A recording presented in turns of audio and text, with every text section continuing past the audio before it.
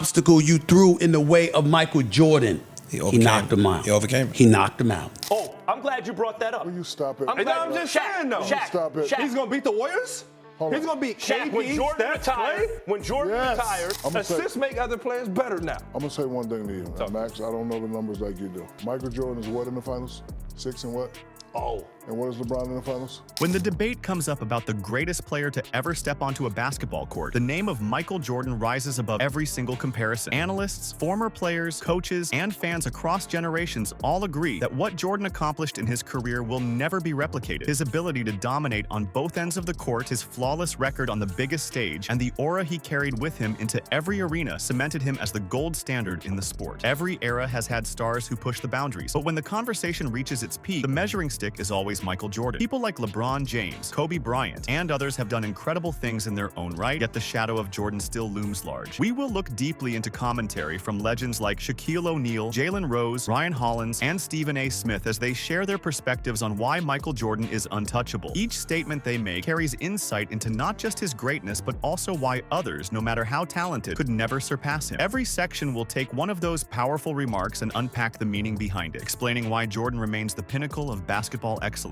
And before we get started, do not forget to like this video, subscribe to the channel NBA Showdown, and hit the notification bell so you never miss an update. Now let us get right into it. Jalen Rose's reflection on Michael Jordan being the only player, other than Hakeem Olajuwon, who was simultaneously the best offensive and defensive presence on the court, highlights the dual mastery that separates Jordan from every other superstar. When you talk about a player being elite on one side of the ball, that already puts them in rare company. Most great players are known for either their offensive brilliance or their defensive toughness, but rarely both. Jordan was the exception. He could dominate you offensively by scoring 40 points in a night with smooth footwork, clutch shooting, and relentless drives to the basket. At the same time, he could lock you down defensively, stripping the ball away, contesting every shot, and making life miserable for whoever dared to match up with him. Rose's comparison to Olajuwon is telling because Hakeem was another legend renowned for being an anchor on both ends of the floor. But Jordan was not a big man patrolling the paint. He was a guard who carried his team's entire offensive load while still guarding the best player on the other side. That required stamina, discipline, and a competitive fire that very few have ever matched. What Rose communicates here is that Jordan played complete basketball. He did not need to rely on specialists around him to cover up weaknesses. He was the total package, making him a nightmare matchup for any team. This point matters in the Jordan versus LeBron debate because while LeBron has size, versatility, and court vision, his defensive reputation has never reached the sustained excellence of Jordan's. Jordan earned a Defensive Player of the Year award, 9 all-defensive first-team selections, and a legacy of defensive highlights that match his offensive ones. LeBron has had moments of defensive dominance, but not the same consistency across his career. That is the difference between being great and being the greatest. Jordan refused to let his energy wane on either side. His competitiveness demanded that he humiliate opponents offensively while suffocating them defensively. In addition, Rose's remark reinforces the psychological advantage Jordan carried. Imagine being an opposing player knowing that the man who is torching you for 30 or 40 points is also the one hounding you on defense. That creates a mental exhaustion that statistics alone cannot measure. Players lost confidence facing Jordan because he left them no escape. On one side, he punished them. On the other side, he humiliated them, and the combination broke their spirit. That mental edge was one of Jordan's greatest weapons. By pointing out Jordan's dominance on both ends, Rose shows us why he is beyond comparison. Many players in history have been elite scorers. Others have been elite defenders. Only a microscopic list of legends ever combined both consistently at the highest level. Jordan not only did it, but he did it in an era of physical defense, relentless competition, and under the brightest lights. That is why Jalen Rose places him on that exclusive pedestal and why Jordan's name will forever stand alone. But Michael Jordan is the only player other than Hakeem Olajuwon, and I've been on the court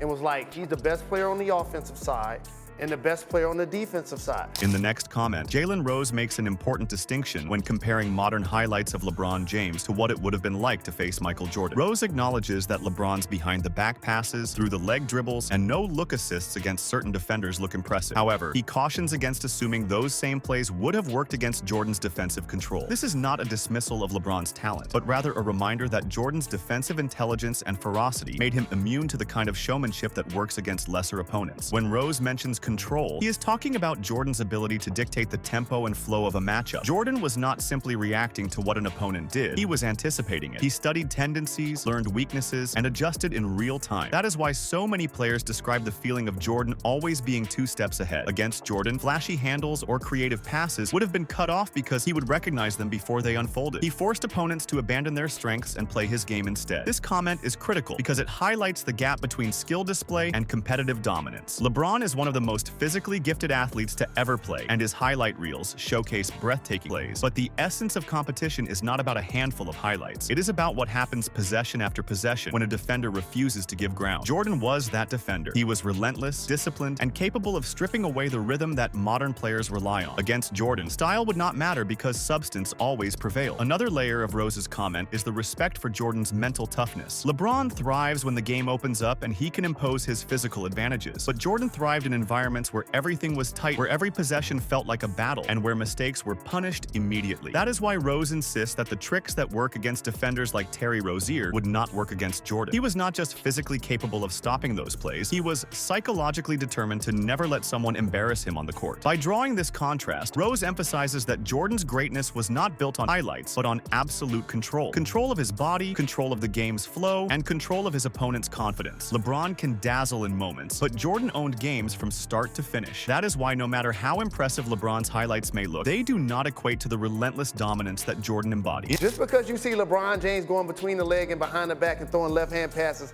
against Terry Rozier, You're saying- don't think he's going to be doing that against Michael Jordan. In this moment, Jay Williams and Jalen Rose collectively agree that LeBron cannot claim the same dual dominance that defined Michael Jordan. Their conversation underscores one of the most decisive arguments in the debate over the greatest of all time. LeBron may be the best offensive player at times or may have stretches of defensive brilliance, but the simultaneous ownership of both ends of the court has never belonged to him the way it did to Jordan. This observation is important because it frames Jordan as a complete competitor rather than a specialist. Offensively, Jordan was unstoppable. His scoring arsenal was limitless. He could slash to the basket, hit mid-range fadeaways, knock down threes when needed, and draw fouls with ease. Defensively, he was a predator. His lateral quickness, anticipation, and commitment to stopping the opposing team's best player set him apart. The fact that Jordan could be the best scorer on the floor while also neutralizing the best scorer on the other side is a unique phenomenon. Williams and Rose recognize that LeBron's greatness often comes from versatility. He can rebound, facilitate, score, and defend when motivated. However, his career has not been defined by locking up the best player every single night while carrying his own team offensively. Jordan lived that reality year after year. He did not delegate defensive assignments to teammates. He took on the challenge personally, even as he carried the offensive burden. That mindset separated him from everyone else. This also touches on the element of energy and endurance. Most players simply cannot exert maximum effort on both ends for extended periods. That is why teams often balance roles between offensive stars and defensive specialists. Jordan defied that logic. He trained his body and mind to sustain peak intensity for the entire game. That stamina was not just physical, it was psychological. He thrived on proving that he could do what others would not dare attempt. By making this distinction, Williams and Rose remind us that Jordan's greatness cannot be replicated by highlight statistics alone. It is the rare combination of skills, mentality, and endurance that elevated him above everyone else. LeBron's legacy is secure in its own right, but when measured against the full picture of basketball dominance, he falls short of the standard Jordan set. That is why no matter how many championships LeBron might chase or records he might break, the complete command of both ends of the court will forever belong to Michael Jordan. You're saying you don't think LeBron is the best offensive player and the best defensive You do player it, on the Greeny. court when he plays? No.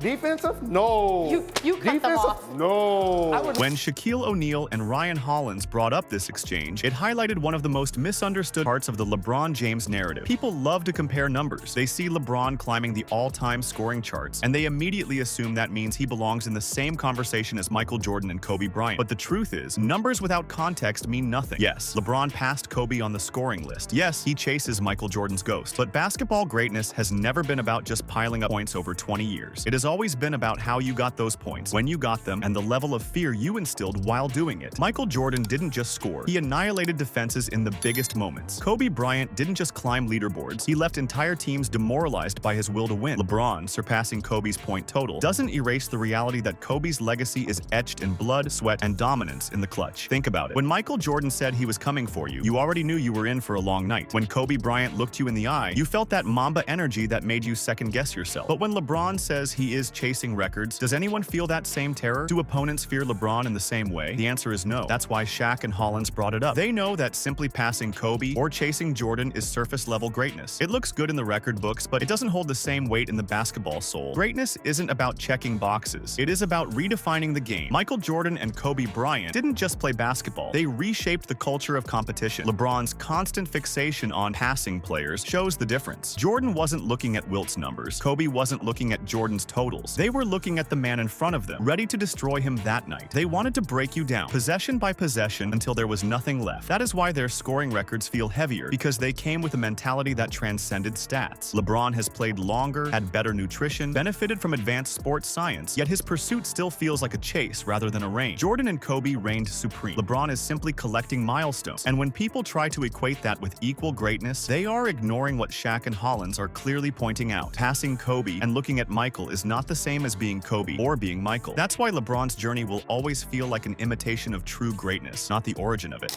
You said LeBron James the greatest player ever? Ever. What about Michael and Kobe? So you just gonna pass Kobe up like that? I'm gonna pass Kobe up. I'm gonna look at Michael. This is where Shaq and Hollins dug into the heart of the matter. LeBron James supporters constantly argue that his impact across multiple franchises elevates him above Kobe Bryant and Michael Jordan. They say he succeeded with the Heat, with the Cavaliers, with the Lakers. But here's the truth. Moving around and stacking teams isn't the same as dominating with one franchise and creating a dynasty. Michael Jordan never had to leave Chicago to cement his greatness. Kobe Bryant never had to abandon Los Angeles to prove he could win. They stayed, they fought, they endured, and they conquered. That is what true greatness looks like. LeBron's constant moving from team to team is not a testament to his dominance. It is an admission that he could not achieve the same with one organization. Impact is not measured by how many locker rooms you've walked into. Impact is measured by how you elevate the game itself. Michael Jordan didn't just change the Bulls, he changed the entire NBA. His presence turned basketball into a global phenomenon. Kobe Bryant didn't just inspire the Lakers, he inspired an entire generation of players across the world to embrace the Mamba mentality. That is impact. LeBron, for all his success, for all his finals appearances, does not carry that same cultural weight. He has championships, but do people look at them with the same reverence as Jordan's 6 or Kobe's 5? No, because the way they were achieved lacks the same purity. Jordan built the Bulls into a dynasty. Kobe stayed loyal to one jersey and turned Los Angeles into his personal kingdom. LeBron hopped from one super team to the next, hoping to engineer an easier path. So when Shaq and Hollins joked about walking off the show, they were exposing the absurdity of trying to put LeBron's multi-team success above what Kobe and Jordan achieved. It is laughable to suggest that jumping franchises to chase rings equates to staying in the trenches and carving your name into history with blood and sweat. LeBron's defenders love to talk about his versatility, but versatility without dominance is just flexibility. Jordan and Kobe dominated where they stood. They didn't need to move because they were the storm. LeBron has tried to be the storm, but more often than not, he has been the traveler, moving from city to city, hoping the storm would finally form around him. That's why no matter what people argue, the impact of Jordan and Kobe is untouchable, and LeBron's legacy will always feel like it needed more scaffolding to stand. Kobe Bryant couldn't fill, or Michael Jordan fill LeBron's shoes. The impact that he's had with different teammates, different organizations. Would you be mad at me if I just walked off the show? You can't leave. Here, Ryan Hollins tried to lean on a very popular LeBron James talking point: assists. The idea that because LeBron has far more assists than Michael Jordan, it makes him a better team player. But let's break this down. Passing numbers do not automatically make you a better teammate. Assists are a stat, but leadership is a legacy. Michael Jordan may not have the raw assist numbers that LeBron has, but no player in NBA history made his teammates better in the way Jordan did. Jordan demanded greatness out of everyone around him. He pushed Scottie Pippen from being a raw athlete into becoming a Hall of Famer. He challenged Steve Kerr to the point where Kerr himself admitted he became tougher because of it. He forced every role player on those Bulls teams to rise to his standard. That is making players better. LeBron racks up assists because he plays a system designed to run everything through him. He dominates the ball, he orchestrates possessions, and naturally the assists pile up. But ask yourself, do assists automatically translate into elevating teammates to legendary levels? The answer is no. Michael Jordan's assist numbers were lower, but his influence was higher. His very presence made teammates sharper, hungrier, and more resilient. He wasn't just passing the ball, he was passing down a mentality. And that is something LeBron has never been able to do at the same level. Teammates play well with LeBron, sure, but do they become legends because of him? History says otherwise. That is why this comparison falls flat. You cannot reduce greatness to box scores. Basketball is not won on spreadsheets. It is won in moments of fire, sweat, and pressure. Jordan thrived in those moments and demanded his teammates do the same. LeBron, despite his incredible passing, has been criticized for shying shying away from the biggest shots, from deferring in crunch time. That is not elevating. That is escaping. Michael Jordan shouldered the responsibility when the game was on the line, and by doing so, he created legends around him. That is why his impact eclipses LeBron's, regardless of assist totals. Stats tell part of the story, but greatness writes the ending. And Jordan wrote endings that LeBron could only dream of. Are you aware that this man has tripled and doubled Michael Jordan in assists? When Shaquille O'Neal, one of the most dominant players in NBA history, dismisses numbers and goes straight to the ultimate truth, it speaks louder than any spreadsheet, analytic breakdown, or statistical gymnastics the modern media wants to throw in LeBron's favor. Shaq isn't a historian reading from notes. He isn't a debater chasing semantics. He is a player who understands the one measurement that matters in this league more than anything: winning when the lights are brightest. 6 championships, 6 trips to the finals, and 6 rings with 0 losses. That is Michael Jordan's legacy. Shaq captures it perfectly. He doesn't need to go further because that number alone is a dagger in every LeBron argument. 6-0. That is the ultimate mic drop. People try to twist this argument. They say LeBron has been to the finals more times. They say endurance matters. They say longevity matters. But longevity means nothing if you are falling short when it matters most. LeBron James, for all his greatness, has lost in the finals 6 times. 6. That means the same number of finals Jordan entered and conquered. LeBron entered and fell short. Shaq is right. That's all that needs to be said. Because when the dust settles and the banners hang from the rafters, fans don't ask how many times you showed up and failed. They ask how many times you showed up and conquered. Michael Jordan never allowed himself to be conquered on the biggest stage. He was the conqueror every single time. And what's worse for the LeBron argument is not just the losses, it's the manner of those losses. Swept by the Spurs, crushed by the Warriors, outdueled by Dirk Nowitzki and the Dallas Mavericks in 2011, in what will always be remembered as one of the most embarrassing performances by a superstar in NBA Finals history. Compare that to Jordan, who never once let a finals series even reach a 7th game. Not once. He smelled blood, he attacked, and he closed the deal. 6 finals, 6 finals MVPs. The man was literally flawless in the most pressurized moments a basketball player can face. Shaq himself, a man who battled for championships, knows what it means to carry that pressure. He also knows how rare it is to be perfect when it matters most. That is why when he throws out the record 6-0, it is not just casual talk. It is the stamp of a player who recognizes that Michael Jordan set a standard no one has ever touched. And the fact that LeBron sits at 4-6 in the finals is not an excuse to applaud longevity, but rather proof that he never had the same killer instinct. If LeBron was truly the greatest, his record wouldn't be riddled with defeat. It would shine like Jordan's. Flawless, undeniable, untouchable. Shaq nailed it. 6-0 says everything that needs to be said. Assists make other players better now. I'm gonna say one thing to you, Max. I don't know the numbers like you do. Michael Jordan is what in the finals? 6 and what? Oh. And what is LeBron in the finals? Ryan Holland's words cut straight to the heart of Jordan's legacy. The emphasis on 0 isn't just about numbers. It's about dominance. It's about the sheer authority Michael Jordan had over the NBA landscape. He never let an opponent drag him into the desperation of a Game 7. He never allowed doubt to creep in. He ended series with ruthless efficiency. 6 finals, 6 victories, all closed before they even touched the brink of a 7th game. That is not just impressive, it is historic. Why is this important? Because Game 7 is the great equalizer. It's the moment when fatigue sets in, when nerves take over, when a season hangs on one night. Most legends, even the great ones, eventually face that crucible. LeBron James has faced it multiple times. Sometimes he's triumphed, sometimes he's fallen. But the fact that Jordan never had to even enter that situation is proof that he elevated himself above everyone else. He dominated to such an extent that his opponents were broken before they could ever force a Game 7. That is the true definition of greatness, not just winning, but winning with authority. Now, Hollins tries to slip in an excuse. He throws in the Warriors as if saying, well, Jordan didn't face the Golden State dynasty, but let's be real. Jordan faced dynasties of his own. He took down Magic Johnson and the Lakers. He took down Clyde Drexler and the Blazers. He conquered Charles Barkley's Suns, Karl Malone's Jazz, and even destroyed a young, upcoming Gary Payton and Sean Kemp in Seattle. Every era has its super team. Jordan didn't just face them, he obliterated them. And let's not forget, the Warriors dynasty was possible because LeBron lost to them. If LeBron truly wanted to be the greatest, he would have been the roadblock in the Warriors' rise, not the stepping stone. The 0 speaks volumes. It says Jordan was ruthless. It says he never needed a second chance. It says his mentality was kill or be killed, and he always chose to kill. For LeBron, the story is different. He has been dragged to the brink. He has needed 7 games, and too often, he has come up short. Holland's attempt to excuse LeBron by pointing to the Warriors only highlights the difference. Jordan didn't make excuses. Jordan didn't point to eras. Jordan simply dominated. 0 Game 7s in the finals. That is the ultimate flex. The ultimate proof of a champion who never let the throne even wobble beneath. That's all I gotta say. Shaq, how many game 7s did MJ go to? 0. 0. Hey, I'm saying. how many times did MJ see the Warriors though?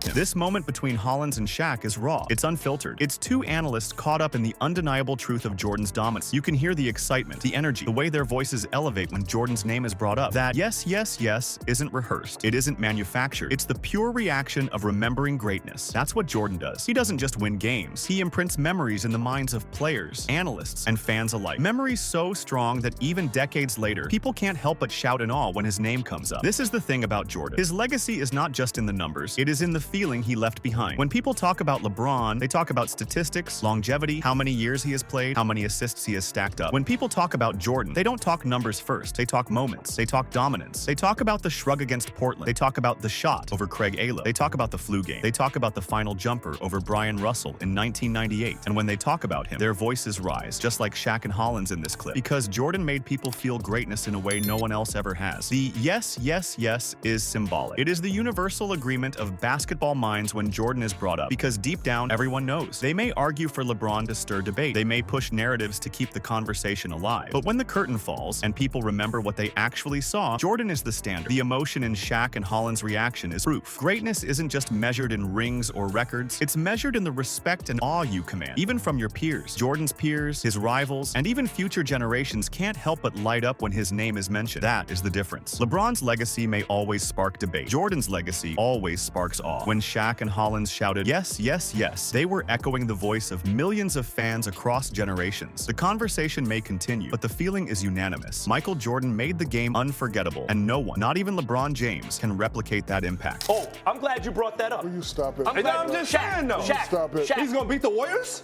Hold He's on. going to beat Shaq, KD, when Jordan Steph, retired, Clay? when Jordan Yes. retired, No! Yes. Shaquille O'Neal does not mince words, and in this statement, he is drawing a line in the sand between two eras of basketball. When Shaq says they played in the big boy era, he is talking about a time in the NBA when every possession meant blood, sweat, and bruises. He is talking about a time when superstars were hunted on the court, not coddled. When he calls today's game a cupcake era, he is calling out the softness of the modern league, where rules have been rewritten to protect scores, prevent hand-checking, and turn physical dominance into a foul rather than an advantage. This is not just nostalgia speaking. This is one of the most dominant centers in basketball history, looking at the evolution of the sport and pointing out how much easier it has become for players like LeBron James compared to the war zones that Michael Jordan had to fight through every single night. Think about it. In Jordan's era, there was no running into the lane untouched. There were no friendly whistles waiting to bail you out when defenders got physical. The Detroit Pistons' bad boys did not just defend, they punished. The New York Knicks did not just contest, they assaulted. Every trip to the rim was a gamble with your body. Jordan had to not only be skilled, but also resilient enough to take beatings that would shatter lesser men. Shaq's point is that greatness in the big boy era meant more than numbers. It meant surviving. It meant dominating. In a landscape where the league was stacked with tough physical defenders who would rather knock you to the floor than give you an easy two. When you compare that to LeBron's era, the difference is glaring. LeBron plays in a time when offenses spread the floor. Defensive 3-second violations keep the paint open, and hand-checking has been erased. Instead of physical intimidation, players are forced into finesse battles. And while that benefits scorers, it removes the layer of brutality that Jordan overcame to achieve his greatness. LeBron has never had to deal with a playoff series where his very health was at risk from game to game. Jordan had to deal with that annually, yet he still went 6-0 in the finals. Shaq is reminding everyone that context matters. When Jordan conquered the NBA, he did it in an unforgiving world where skill alone was not enough. You needed courage, toughness, and an indomitable will. That is why Jordan's success means more than any statistic LeBron can produce in a softer era. Shaq knows firsthand what it means to fight in the trenches of real basketball, and his message is clear. Michael Jordan's dominance in the big boy era carries more weight than anything LeBron has done in the cupcake era. Era we playing in? We playing in the big boy era where you can knock people on their ass, or we playing in this little cupcake era? Shaquille O'Neal is pointing to something that is often ignored in the endless GOAT debate: defense. In today's era, offensive highlights dominate social media. Scoring numbers get inflated and praised, but Shaq takes us back to the fundamentals of basketball, reminding us that defense is just as important as offense. And when you look at Michael Jordan and his supporting cast, you see a level of defensive excellence that few teams in history can rival. When Shaq says, like a man, he is not just being casual. He is laying emphasis on toughness, accountability, and the kind of relentless effort that made the Chicago Bulls dynasty possible. Dennis Rodman was not simply a rebounder. He was a defensive monster who could lock down players at every position. Scottie Pippen was arguably the best wing defender in history, capable of shutting down superstars with length, intelligence, and anticipation. And then there was Jordan himself, who did not just score at will, but also also suffocated opponents on the other end. He was a Defensive Player of the Year, a 9-time All-Defensive first-team member, and a player who prided himself on taking the opponent's best scorer and shutting him down. This is where the Jordan-LeBron comparison collapses. LeBron is a versatile defender, but his career has not been defined by defensive excellence. His defensive prime was short-lived, and for many years he coasted on that end of the floor. Jordan never coasted. Every possession mattered. Every defensive stop was part of his mission to crush his opponent's will. Shaq's words highlight that Jordan's greatness was complete, not partial. He was not just the greatest scorer, he was one of the greatest defenders. He set a standard that demanded toughness on both ends, and his teammates followed his lead. Shaq, who battled against countless legends, is telling us that Jordan and his teammates represented a style of defense that was uncompromising. Rodman, Pippen, and Jordan together created a wall of resistance that no team could easily penetrate. That is why the Bulls dominated the 90s. That is why Jordan's 6 titles are untouchable. You cannot separate his offensive genius from his defensive ferocity. Together they created the complete package, the true definition of playing like a man. Shaq,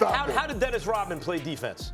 He played like a man. How did Scottie Pippen play defense? Like a man. How did Michael Jordan play defense? Like a man. Ron Harper played defense. Stephen A. Smith puts into words what every NBA fan who lived through Jordan's era already knows. Michael Jordan was not just a player, he was a force of nature. He did not just face obstacles, he destroyed them. Injuries, physical defenders, stacked teams, pressure situations. Nothing could derail Jordan from his ultimate goal. That relentlessness is what separates him from LeBron James and every other player who has laced up sneakers. Jordan faced the Boston Celtics dynasty in the 80s, a team that buried countless careers. He faced the Detroit Pistons bad boys who devised rules specifically to stop him, hacking him every time he dared to score. He faced Magic Johnson and the Showtime Lakers in the finals, and he dethroned them. He faced Charles Barkley's MVP season, Clyde Drexler's sharpshooting, Gary Payton's defense, Karl Malone's power, and every single time Jordan walked away victorious. 6 trips to the finals, 6 championships, 6 finals MVPs. That is not just winning, that is domination. What Stephen A. Smith is saying is that Jordan never folded. He never ran to form super teams. He never let circumstances dictate his legacy. Instead, he defined the circumstances. He molded the league to his will. That relentlessness is unmatched in NBA history. LeBron, for all his greatness, has shown cracks under pressure. He has lost on the biggest stage 6 times. He has joined forces with other stars to build competitive advantages. Jordan never needed that. He was the advantage. Stephen A.'s statement captures the essence of the GOAT debate. It is not just about talent. It is about willpower, about the ability to face adversity and not just survive, but conquer. Jordan did not make excuses. He did not defer to others. He took responsibility and delivered every time. That is why he is not just the greatest basketball player. He is the ultimate competitor, the gold standard of professional sports. Obstacle you threw in the way of Michael Jordan.